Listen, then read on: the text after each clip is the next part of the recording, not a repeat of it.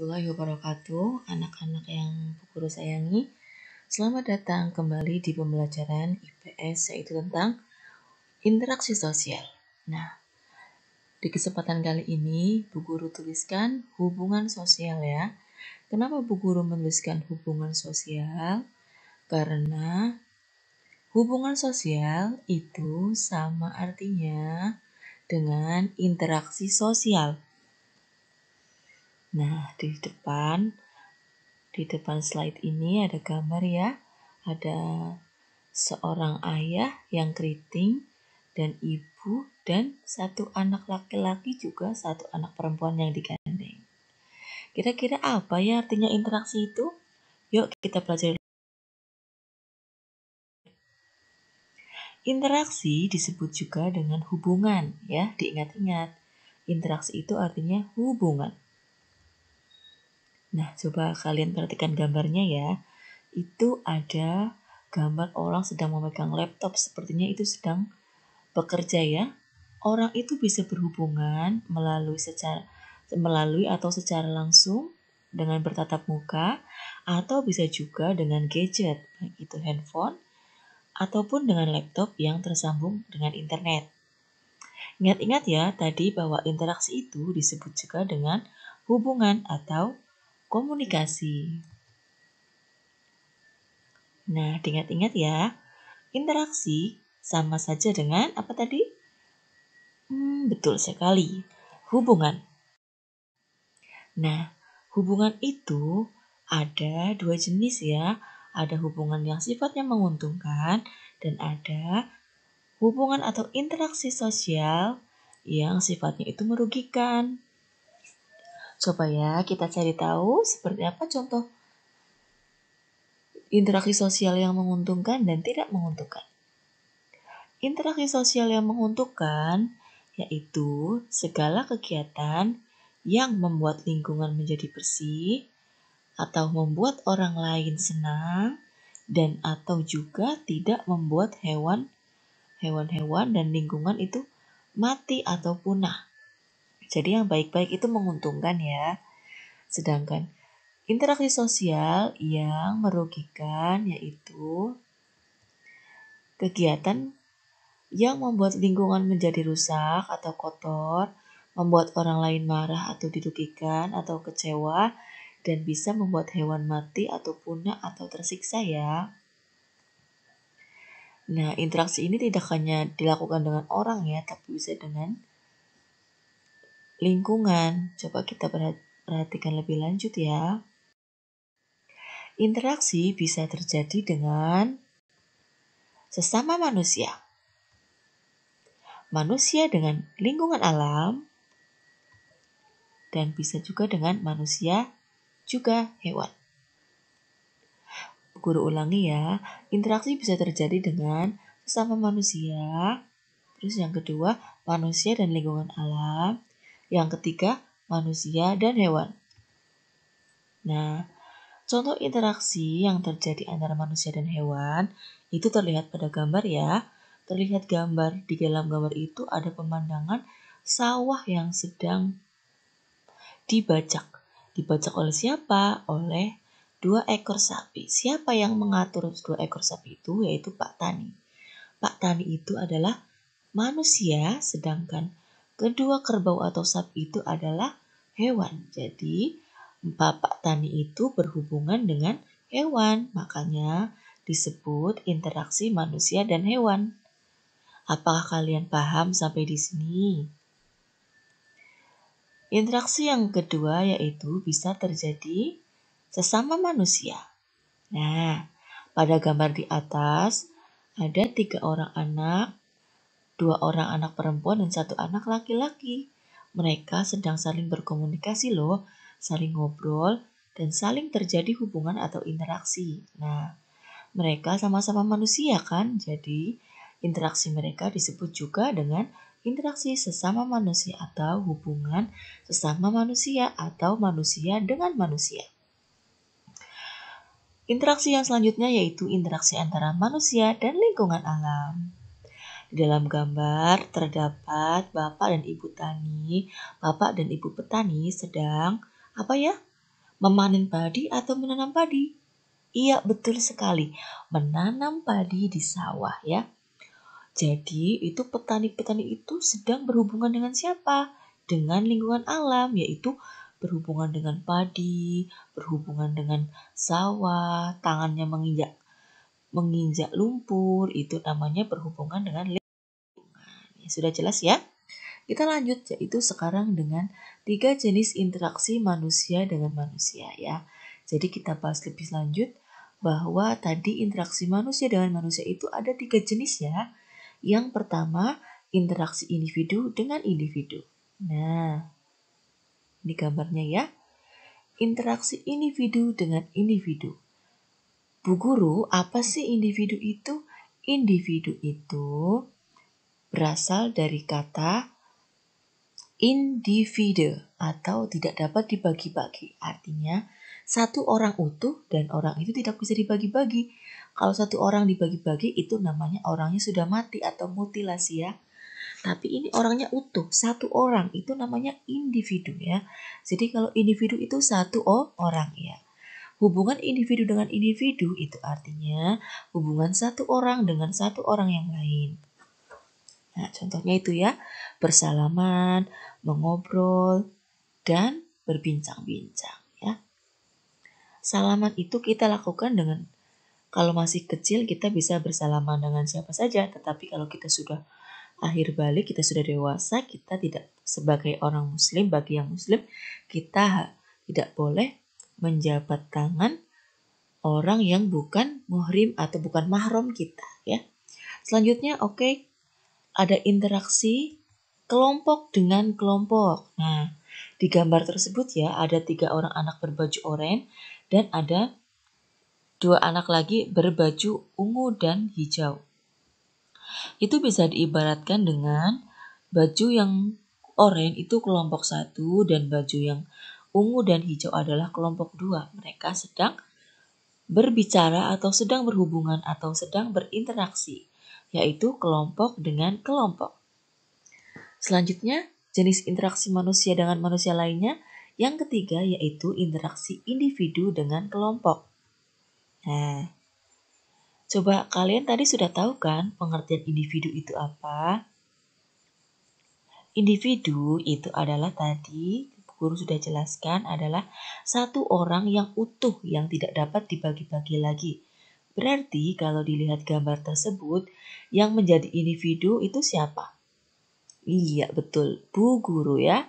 Yang menjadi itu adalah Bu Guru dan yang lainnya itu kelompok itu murid-muridnya. Jadi contoh interaksi individu dengan kelompok yaitu Bu Guru yang sedang mengajar siswa-siswa kelas 5 misal. Baik ya, sudah paham ya tadi ada 3 jenis interaksi manusia dengan manusia yaitu yang pertama individu dengan individu, kelompok dengan kelompok, dan individu dengan kelompok. Nah, coba sekarang kalian perhatikan ya, ada contoh interaksi manusia dengan manusia. Interaksi manusia dengan manusia contohnya berkelahi. Berkelahi itu bisa terjadi antara perorangan dengan perorangan. Individu bisa berkelahi dengan individu. Semisal ya, Bu Guru contohkan, semisal Mas Abi berkelahi dengan Mas Trimo. Tapi itu hanya contoh saja ya. Itu berarti termasuk interaksi yang menguntungkan atau merugikan? Termasuk interaksi yang merugikan, betul. Saling mencela, wadan-wadanan. Merugikan atau menguntungkan? Merugikan ya pastinya ya, karena ada dua belah pihak yang saling tersakiti. Kerjasama, menguntungkan. Belajar kelompok, itu pasti terjadi bantu-membantu ya, berarti menguntungkan. Kerja bakti, menguntungkan. Tawuran, merugikan. Gotong royong, menguntungkan. Iya, bagus. Ayo perhatikan. Nih ada interaksi manusia dengan lingkungan. Contohnya menanam padi ya. Manusia menanam padi itu ada interaksi antara manusia dan alam. Itu bersifat menguntungkan. Menebang pohon secara liar. Manusia menebang pohon asal-asalan. Masih muda ditebang. Sudah tua ditebang. Semua ditebang. Itu merugikan. Nanti jadi hutannya gundul. Harusnya kalau menebang pohon itu harus tebang pilih ya. Yang ditebang itu pohon yang sudah tua, biarkan hidup pohon yang masih muda. Selanjutnya memetik sayuran, menguntungkan bagi manusia ya. Membuang sampah sembarangan tentunya akan merugikan manusia.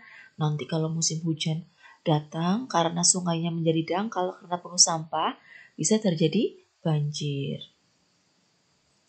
Terus selanjutnya membuang sampah pada tempatnya, menguntungkan. Menanam pohon, menguntungkan. Kenapa? Karena pohon itu menghasilkan oksigen, membuat udara segar, dan membuat mata kita menjadi segar ketika melihat pemandangan yang indah. Selanjutnya, manusia menjemur baju saat panas. Itu berarti interaksinya apa? Manusia dengan lingkungan. Itu menguntungkan. Coba bayangkan kalau saat musim hujan, terus tidak ada matahari, mataharinya bersembunyi, maka kita mengeringkan bajunya lebih lama dari hari-hari biasanya yang panas ya. Tetapi walaupun musim penghujan, kalian tidak boleh mengeluh ya, apalagi menyalahkan hujan. Karena hujan itu rahmat, harus disyukuri dan ketika turun hujan kita harus berdoa. Seperti apa ya doanya? Allahumma shayyiban nafi'an. Ya Allah, turunkanlah hujan yang bermanfaat untukku. Begitu ya anak-anak. Nah selanjutnya ada interaksi manusia dengan hewan.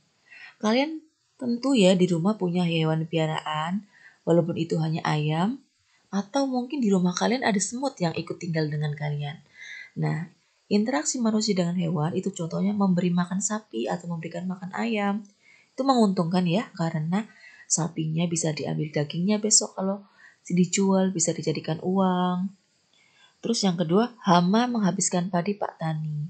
Itu merugikan. Hama itu apa sih Bu Guru? Hama itu contohnya kayak wereng itu loh yang bau gak enak. Kayak tikus itu namanya hama. Selanjutnya kambing. Kambing beranak di kandang Pak Toni, itu menguntungkan. Pak Joko mengambil pupuk di kandang ayam, itu juga menguntungkan. Pak Tani memerah susu sapi. Jadi Pak Tani berinteraksi dengan sapi dengan cara memerah susu sapi, itu menguntungkan. Yang selanjutnya adalah membajak sawah dengan sapi, itu interaksi manusia dengan hewan. Dan yang terakhir kucing memakan ikan milik Aldian. Kira-kira kalau kalian lagi makan terus ikannya atau lauknya dimakan kucing, kalian sedih nggak? Apalagi kalau tidak ada lauk yang lain, kalian pasti auto nangis ya. Nah, itulah tadi ya contoh interaksi-interaksi manusia dengan lingkungan alam, interaksi manusia dengan manusia, dan interaksi manusia dengan hewan. Coba kalian cari contoh yang lain. Coba kita sekarang main tebak-tebakan yuk. Apa jenis interaksi pada kegiatan di bawah ini? Nah, coba. Ada gambar seorang putri desa yang sangat cantik. Dia itu sedang apa? Memanen padi. Itu berarti interaksi apa dengan apa? Nah, ada seorang memimpin rapat di antara kelompok-kelompok. Selanjutnya, ada gambar murid yang suka iseng menggambar atau menulis-nulis, mencoret-coret meja sekolah. Terus itu merugikan atau tidak? Selanjutnya ada Pak Tani yang membawa kerbau. Selanjutnya ada dua kelompok atau dua klub basket yang sedang berebut untuk memasukkan bola ke dalam ring basket. Selanjutnya ada Pak Ustadz yang sedang berceramah memberikan ilmu yang bermanfaat untuk kita semua. Yang selanjutnya ada dua tim bola voli yang sedang bertanding voli. Dan selanjutnya ada gambar satu RT itu orang-orang sedang berpartisipasi untuk saling bekerja sama. Ada yang menyapu, ada yang membawa rumput yang sudah dicabut, ada yang membawa tong kosong yang akan dibersihkan, dan ada juga yang sedang memacul parit supaya tidak banjir. Yang terakhir adalah gambar seseorang yang sedang tos atau bertepuk dengan anjing. Nah, itu bagi orang muslim hal itu terlarang ya. Kita tidak boleh memelihara anjing, apalagi menyentuh anjing. Kenapa sih Bu kok kita pilih kasih sekali? Kenapa kita tidak boleh memelihara anjing dan tidak boleh memegang anjing? Tapi kenapa kita boleh memelihara kambing dan sapi? Kan kasihan Bu, anjingnya itu kan akan kasihan kenapa dibeda-bedakan dengan sapi. Ya, kita tidak bersifat seperti itu ya. Kita tidak boleh membenci anjing, tapi kita tidak boleh memeliharanya saja. Kita tetap bisa memberi makan dengan dilempar atau dengan cara lainnya ya. Dan kita juga diperintahkan untuk tidak menyiksa hewan walaupun itu anjing. Kita dianjurkan untuk tidak memelihara anjing, tetapi kita juga tidak boleh loh menyakiti anjing. Kalian tahu tidak kalau seorang muslim memelihara anjing, itu kita akan kerepotan. Kenapa? Yang pertama, air liurnya kan najis ya, jadi kita setiap hari akan mengepel terus. Terus baju kita akan dicuci terus, baru 3 menit terus kena anjing dicuci terus. Terus ya kita akan repot mencucinya karena anjing itu najis muwalado atau najis besar yang sulit sekali untuk dihilangkan. Yang cara membersihkannya harus dicuci dengan tanah 7 kali dan yang terakhir itu dicuci dengan air dan dengan tanah ya yang terakhir kalinya. Terus yang kedua, kenapa kita tidak boleh memelihara anjing? Karena ya anak-anak, kalau kita memelihara anjing, setiap harinya itu amal kita akan berkurang atau sebanyak bulu anjing di tubuhnya. Jadi coba setiap hari kita punya amalan yang banyak atau tidak? Malah kadang-kadang kita belum punya amalan apa-apa ya, tapi harus setiap hari dipotong amalannya sebanyak bulu-bulu anjing itu. Ya ampun, nanti amalan kita habis dan tidak tersisa apa-apa. Maka dari itu kita tidak boleh memelihara anjing ya sebagai muslim, tapi kita juga harus menyayangi anjing dengan cara tidak menyiksanya. Baik ya anak-anak, seperti itu saja. Nah, nanti tugas kalian adalah yang pertama itu menulis di buku IPS tentang interaksi apakah yang ada di dalam gambar ini ya. Ada 1, 2, 3, 4, 5, 6, 7, 8, 9 gambar. Ada 9 gambar, nanti kalian tulis. Itu aktivitasnya apa? Contohnya gambar pertama. Perempuan memanen padi. Jenis interaksi. Interaksi manusia dengan lingkungan. Lalu bersifat menguntungkan. Seperti itu ya. Jadi satu gambar ada 3 keterangan. Yang pertama, keterangan apa itu, gambarnya tentang apa. Yang kedua, jenis interaksinya apa dengan apa. Yang ketiga, yaitu tentang manfaat atau merugikannya. Baik ya anak-anak, Ibu kira jelas. Ibu ucapkan terima kasih untuk siswa yang selalu memperhatikan penjelasan Ibu. Semoga Allah mengkaruniakan kalian keberuntungan di dunia dan akhirat ya. Oke, wassalamualaikum warahmatullahi wabarakatuh.